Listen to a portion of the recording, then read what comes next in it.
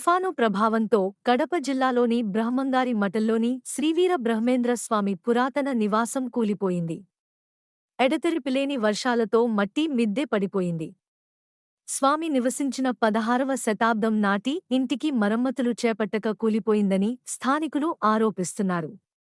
దీనిపై స్పందించిన మంత్రి లోకేష్ బ్రహ్మంగారి ఇంటి పునరుద్ధరణకు, సాంస్కృతిక వారసత్వ సంపద పరిరక్షణకు తక్షణ చర్యలు తీసుకోవాలని కడప కలెక్టర్ను ఆదేశించారు.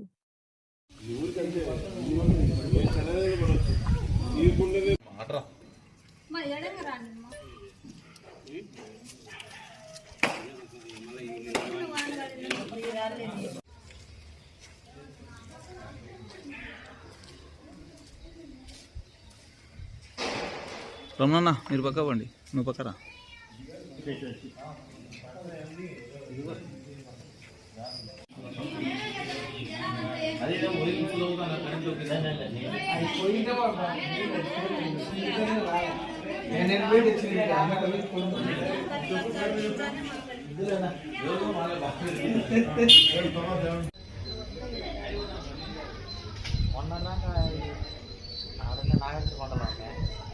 వాళ్ళు ఇల్లు ఖాళీ చేసినారా? స్వామి ఇల్లు ఖాళీ చేసినారా? ఖాళీ చేయాలంటున్నారు.